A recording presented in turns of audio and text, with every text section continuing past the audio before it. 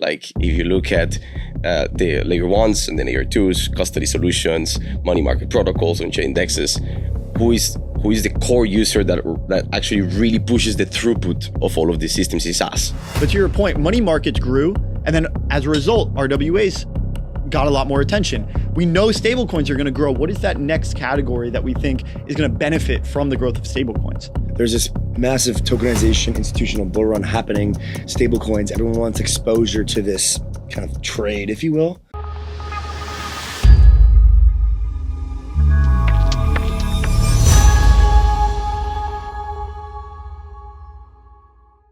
Welcome back to another episode of Money Moves Fast, our premier weekly show covering all things tokenization, RWAs, and payments. This show is made possible by Polygon, the leading blockchain for payments and RWAs. Money Moves Fast is the convergence of Wall Street and digital assets. Now sit back, relax, and enjoy the show. Guys, Juan, welcome to Roll Up TV live in Buenos Aires. Thank you very much. How is the city treating you? Very good. I've been here 15 years ago. You've been living here for a while? No. I came once 15 years ago. Yeah, okay. So I have a little bit of a reference of how it used to look. Yeah. Looks the same. Really? Just more expensive. Way more expensive, right? I was here in 2023 and it's dramatically more expensive. Dramatically. Yeah, it's crazy. Because the peso to the USD has gotten way worse. So you would think that it's actually better, but it's just not. Like they've just raised the prices significantly. I remember it was 10-1 when I came last time. I was here as 300-1. Now it's 1400-1. That's a 1400-1. First time on the show, Juan David. I would love to hear about Keyrock. If you want to have some coffee, feel free, brother. Absolutely. Thank you very much. We know Keyrock as kind of one of the larger kind of asset management, capital allocators, general kind of like infrastructure, like not infrastructure providers, but providers of liquidity in the market. Absolutely. You have a trading firm, et cetera. What is Keyrock? What's your story? You're the founder. You've been doing this for a while. Catch us up on the lore. It's your first time here, man. Yeah, absolutely. So look, I've been working on this for about 8 years now. So it's been a good journey for me. We started in 2017 with a very, very core, simple idea, which is the only reason that you want to tokenize something is for it to be liquid.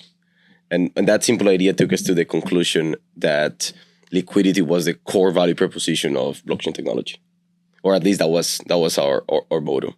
And so with that in mind and understanding that there would be hundreds of thousands, if not millions of assets being tokenized over the next decades, we went on how to build a scalable liquidity technology.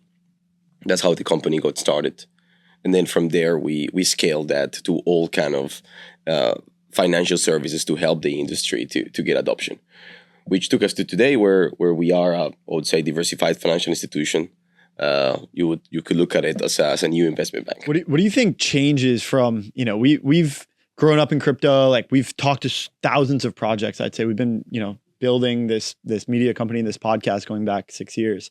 And so we have seen lots of crypto projects, and from everything that we're seeing, it's like, okay, now the institutions are starting to come, but like you just said, you are a financial institution. You've been here 8 years, to your point. And so the institutions have kind of already been here and are now starting to grow as a part of our industry. What do you think separates a crypto project from a crypto institution? Maybe even before I answer that, sure. I'll give you a little bit of like a thinking that I had about this. There's a lot of talk about institutions are finally here and they're adopting the technology. I like to create a framework of thinking where actually I split the idea between what is called an institutional and an institutional allocator. So in my view, there is a very big difference between a financial institution, which is, for example, a bank like a Goldman Sachs or a JP Morgan or a Fidelity. And then there are allocators, which are the ones that are controlling the capital and allocating it into the asset class. The reason that they take decisions is different. I think we got to a point where it's very clear for the financial institutions, the banks, that there is money to be made from providing services in this industry. And so this first generation of institutional adoption, in my view, is more of, there is money to be made helping this industry develop, but not really the allocation, actually. And I think people confuse these two things, but at least from where I'm sitting, there is appetite from them to use the technology, but that doesn't mean that they're putting yet their capital into on-chain vaults or into DeFi to kind of like really get the full I would say 360 adoption of like traditional finance into digital assets. And so kind of like going into what's the different from a company like ours, correct? So we would definitely be in the category of a service provider in a sense, which sees a lot of value in the industry. And we do see a lot of value into the power of distribution. So, I mean, it's just, if you look at like the capacity for distribution of the asset class is fantastic. You can take a product and you get global access to users all over the world to get access to your products. And we only focus on digital assets. So we have the capacity to approach it with the mindset of an institution, with a regulatory framework of an institution, but with really identifying where and how to take advantage of the power of distribution that the technology brings. How much assets do you guys have under management? Well, I mean, to be honest, I think that's undisclosed. Like, we cannot disclose that live. But we have many different businesses. Yeah, so, right? yeah. So we have a market making business. We run a structured products desk. We also run an asset management case. And every dollar of what you would call AUM is very different from one to the other. Correct. So on the concept of an asset management business, you would have a lot of like deposits where you have fiduciary duty. But in the case of, for example, a market making business, you would actually run a lot of debt. So even if I would have like, I don't know, a few $100 million of debt, if I would claim case that is that AUM, well, what matters is can you actually generate a delta of revenue between what you pay for your debt to what you generate, which we do. But it would be a little bit misleading to just say, okay, that's AUM. Not your keys, not your coins. From the team that pioneered cold storage, Trezor has just released its new wallet. Guys, if you are still using hot wallets in 2025, 2026, you are missing the entire point. Secure your coins. Get a Trezor at trezor.io. Halliday is unified crypto payments. Give your users more wherever they are. Go to halliday.xyz to never write a smart contract again. Looking for yield that stands out? InfiniFi gives you just that. Deposit stablecoins and earn far more than the current savings rate. InfiniFi is a battle-tested, reliable DeFi platform that is ready to go. Head to infinifi.xyz. Do you guys have a current market view? Long ball. Long ball. That's it.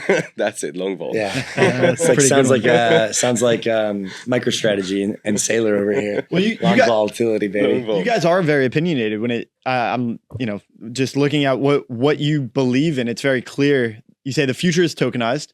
Absolutely. You say all assets will be digital. Absolutely. And you say your solutions, Keyrock solutions, are designed to operate in every venue, centralized and decentralized. And so for a long time, I think this was maybe, what gets to the heart of the difference between an institution as a project is whether or not you're partaking in this decentralization theater. You're kind of doing this, what do you want to call it? Playing this game, trying to pander to the ethos. But in reality, we need some sort of gateway. We need some sort of bridge between the centralized world and the decentralized world. And so I'm curious, you've been in the space 8 years. How has the space evolved? It feels like now we're really getting into, this is what matters. We need to bridge these two worlds. Yeah. TradFi, DeFi, these no longer exist. It's just finance. Talk to us about what the journey has been like since you guys got started. If you held the same beliefs, and I think you do, you seem like a very opinionated person. When you were saying the future is tokenized 8 years ago, this was before BlackRock and Larry Fink were saying the future was tokenized.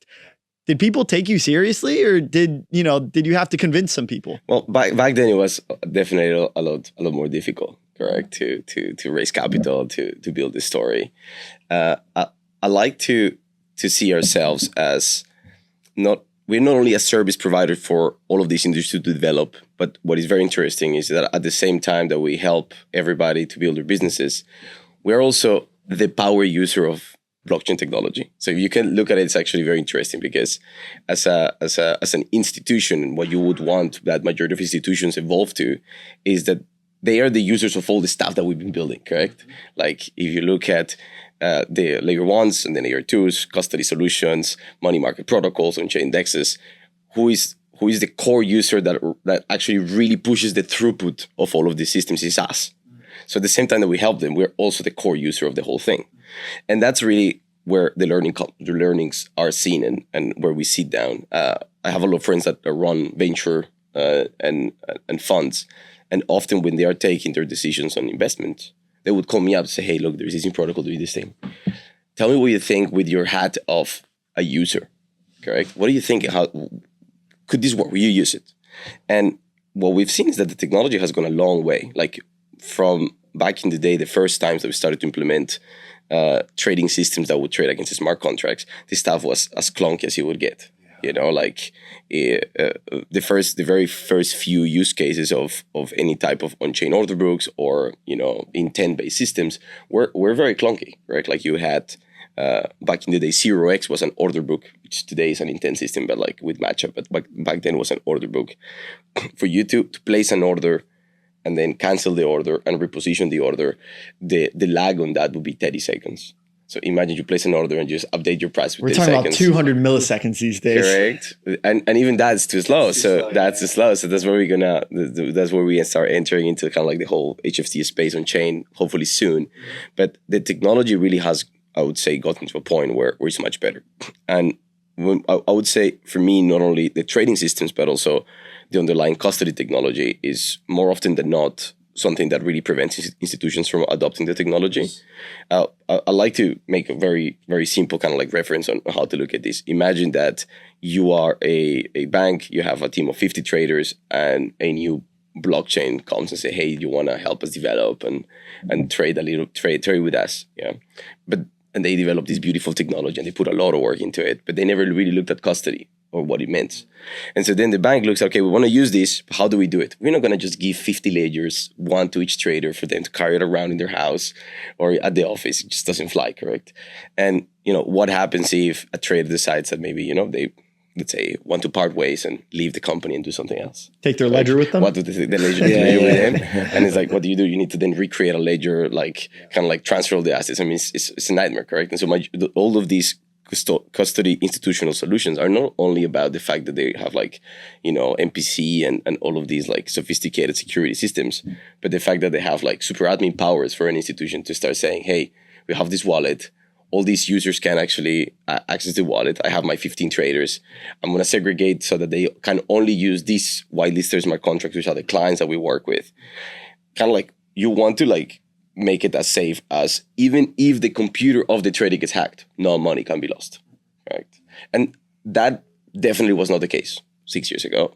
And I think now it is the case. And so that's a fundamental piece that I think has helped a lot of the institutional service providers to enter, and hopefully later on the institutional allocators to also put money into it. Juan David, I think the thing that people are upset about right now, or a bit kind of like confused about, if you will, is there's this massive tokenization institutional bull run happening, stablecoins, everyone wants exposure to this kind of trade, if you will. Yeah. But the way in which to get exposure right now to this entire idea is either, it's either build a company, buy Circle, stock, Coinbase stock, a couple other, stocks, buy Plasma, XPL, and maybe just buy Ethereum, or like there's like Sky, Athena, a couple others.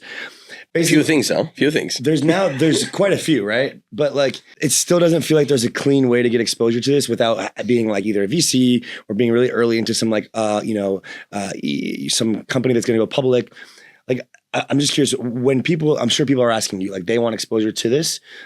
What is Keyrock's exposure to this like trade basically? Like, how are you guys going to maximize this kind of trend? I mean, we've been involved in the whole story of stablecoins for a very long time. As a matter of fact, we're one of the largest, I would say, service providers in the stablecoin industry. We work with, I would say, every major stablecoin issuer out there. Since back in the day with Circle and Tether, but now with all of the up and coming, stablecoins that have come in the recent years, and the experience on how to help them to get adoption is very interesting, because stablecoin seems to be like a very simple product, but the point is, how do you get utility out of it for it to like go into like a spiral of adoption? And you need to actually really find a way to get a lot of points of use. And so one of the interesting things is that if you look at stablecoins, the US dollar stablecoin is very successful. Every single other stablecoin that is trying to do other currencies correct, I would say exotics, or like even euro British pound, and so on. It's really a struggle. And so we actually work with a lot of these companies that are trying to tokenize the Mexican peso, the euro, the Filipino peso, and so on. And they have not actually gotten yet to the point of critical mass of liquidity where they have a way to provide a ton of added value without relying on the banking system. So for a majority of these products, what ends up happening is that for a end user to use a tokenized Mexican peso stablecoin, there's still a market maker in the back that has accounts with the likes of Deutsche Bank. And then we can actually access the FX market and kind of like broke that. With the USDs already escape velocity, correct? You don't need to go to that market. It really acquired that escape velocity. And so that's been very interesting to see. And we think is really now the time that that's happening. So in the emerging markets, especially, the value proposition is super strong. There's a little bit of like an arbitrage there where, some of these currencies might have a bunch of restrictions into them. And then when you have a tokenized version, you might be able to skip those restrictions. I don't know if you've seen something like that yourself, but that's why I think what you're positing here is almost this take that maybe regional stablecoins are going to have more limitations to adoption. This might be a reason for why governments might try to limit tokenization of their currencies to stop capital flight out of those denominations. But I think actually what's happening here is that, and we had a conversation about this a little earlier yesterday, and we learned about the FX market where a lot of these denominations still go through the US dollar. And so, there's examples out there, but less liquid currencies, they go from currency A into the dollar to go to currency B because there's not enough liquidity to go currency A to currency B. But what we can do is we can tokenize those and we can go direct because we have smart contracts, we have these kinds of innovations. And so those types of foreign exchange are possible on chain, whereas maybe the entire US dollar foreign exchange market is not possible. And so the regional stable coins feels like this is something that is going to take place, maybe not in the next 6 months to a year, but 2, 3, 4 years. This will continue to accelerate. Another thing that I'm curious about as I'm exploring Keyrock is the token buyback models that you guys have helped to design. You have some token insights here. And so I'm curious how you anticipate that this trend will accelerate. We call this the revenue meta, because crypto projects for a long time, it was very kumbaya. You raise funds, you do some research, you raise another round. Now you need a real business model to sustain. And so some of the insights here that come from Keyrock research, token holder revenue is accelerating. Buybacks and direct distributions had surged over 5x from just a year ago. You also say protocols are prioritizing payouts over reinvestment. So you're actually paying out token holders rather than putting it back into the protocol. I won't read all of these, but the third one here is that many revenue share programs draw from treasuries. Most protocol revenue distributions are still funded by existing reserves rather than cash flow. And so they feel the sense of urgency to share value with their token holders, even if it doesn't come from them generating revenue. So I'm curious, maybe you could just shout out, what are some of the more sustainable business models that you've seen on chain? What do you think are things that are going to continue to grow, and maybe just give a lesson of advice to projects that could be listening to start to think more seriously about their business models? Yeah, no, absolutely. I mean, look, I think that right now the app layer of DeFi protocols with revenue is very, very interesting. I mean, if you look at what's happening, I think people will be surprised at how profitable these companies are. Yeah, actually, they do generate a lot of cash flow, and I would say at the moment the two major success categories are the money markets protocols and then exchange value protocols. So everything that is exchanges and then money market protocols. And if you look at companies like, I would say, Maple or Aave and now Morpho, these are tremendously healthy business. They have a very well managed cost base and a very predictable sticky revenue. They have a lot of network effects where liquidity calls liquidity, and therefore the predictability on the revenue is very high compared to other type of businesses. So that's really, really very, very interesting. So when we work with these companies, we see that in the relationship, the way that they manage their businesses, in the price action of the token. Correct? People are starting to be aware of this. I really like the way that you described it, actually, because it's really true. I think something click. People are looking at it fundamentally differently. They are behaving with a lot more fundamentals than before, and there is decoupling. Like things that have fundamentals are not behaving in tandem with everything else, which is really. I mean, it's great to see. You see Hyperliquid like over the last 2 weeks. I mean, obviously that's like the number one example. But Yeah. the whole market's down like 20%. Yeah, Hype's been at $38 for like 2 weeks straight. yeah, no, absolutely correct. Yeah. Hibachi is fast and private perps trading, secured by ZK with Celestia underneath. Go to hibachi.xyz to start trading today. Trade on anything. Economics, weather, sports, crypto, and more. All on Kalshi.com 24/7 for the world's biggest prediction market. Yeet is built for big moments. The most fun you'll ever have with your crypto. Go to yeet.com to yeet into your next game. Juan David, we have a gift for you. Yeah, we have the same regard. This is our core brand ethos. This is our ethos. This is return to fundamentals. Man. You're an Return OG. to fundamentals. You know what fundamentals mean to the space? What does this mean to you, for Keyrock, for the entire space? Tell us what this means. Return to fundamentals. Yeah. Yes, for you personally. Oh, I mean, I guess it means the real success and adoption of the industry, correct? So, I think this is a shift that can really make the innovation to spark again. And if I think for a very long time the lack of fundamentals has disappointed a lot of people, where things that were great didn't behave great. I think the whole RWA narrative really underperformed massively the last 7 years. Yeah. And then something clicks, and all of a sudden it suddenly clicks. And but what is funny is that it almost always doesn't come only from what people are building, but it's just a matter of timing. Yeah.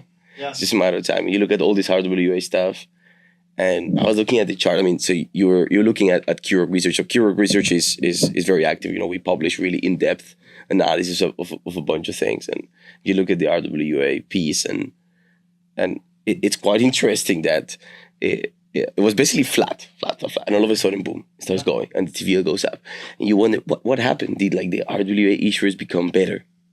Nah. Did people care more about the RWAs? Maybe, but I don't think so either.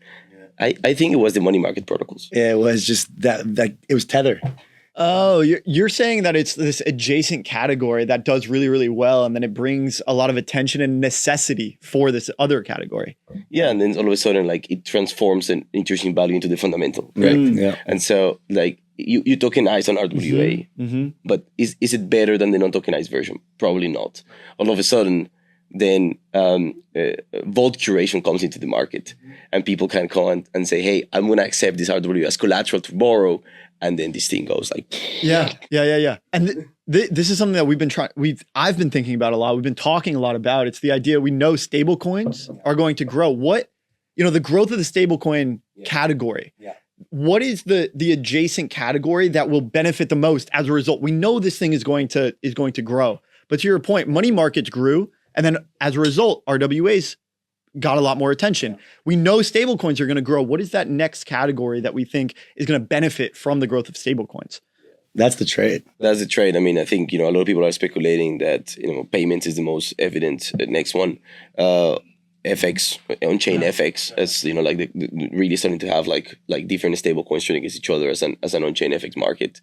I think what's also going to be very interesting is, I would say, country risk management, which is the idea of forwards. So if you look at majority of markets outside of the US, there is a very clear yield arbitrage, very, very clear. And if stable coins can also become a tool for you to kind of fix rates between different FX currencies at scale, in one click, all of a sudden you can access yield from anywhere and just pay the delta between the dollar yield. If you look at, for example, the euro, I mean, there's almost no yield in euro, which is crazy, correct? Because in fact, there's so much yield in dollar. You could just take that yield, put it in euro, but people don't do it because it's very hard to kind of manage the FX risk. Nobody wants to take the risk, right? This year, for example, the euro at the beginning of the year was 1-to-1 to the dollar. Now it's 1.15, 1.16. So if you would have, as a European, you put all your money into like some nice on-chain strategy. Yeah, you got 15% lost. yield, Yeah. but then you lost 15% in FX, correct? Yeah. And so I think that could be all of a take all the sudden smart contract risk and all this other stuff. And so all these stablecoins come in, and then all of a sudden, what happens if every other single country in the world also gets access to yield? And all of a sudden, Europe has access to yield, Mexico has access to yield, boom. And I don't know what's going to be, correct? But it's interesting to think about the fact that when that happens, how does it affect society and the economies of all these countries, which I think is what's coming next. Yeah. Juan David, we're creating a Spotify playlist. Okay. Of all of songs from our guests, and we'd like to have you add a song. Dev bro. Connect Spotify And we have another playlist. gift for you as well. But first, what's your artist of choice? What's your song of What choice? kind of music you've been listening to? I mean, company's based in Belgium, so I'll take Lost Frequencies. Los Frequencies. Lost Frequencies. Okay. Yeah. Okay. Favorite song by them? Well, they're all great, honestly. They're all good? They're all great. What Fantastic. do we got? We're gonna go with Black Friday. That's great. That's a good one? There you go. All right. And then we got a gift from the Lambda team for you. This one's from Lambda class. This We're in one's the from Lambda Fede class office. and RJ. Yeah, that's Fede great. helped connect us. This is for you. This is Fede's grapes. This is their wine. Malbec wine from, Straight from Fede's orchard. That one is From Fede's. I'm very tired today That- because yesterday he made me drink one of these. that one's for you for maybe tomorrow. This one is for the Keyrock Keyrock team. back in Belgium. Oh, that's great. That's great. Thank they you, want you to guys. drink that, man. Absolutely. And Enjoy. yeah, man. Thank you for joining us. Yeah, it's thank been you a so journey much. for us today. No, thank I'm you, glad guys. that we got you in. Yeah. And it's a pleasure to meet you in person. Absolutely. And Thank you, guys. Thanks for coming Thanks on. for coming. Cheers. Yeah. Thank you. We'll see you next time. Go Yeah, Keyrock. guys.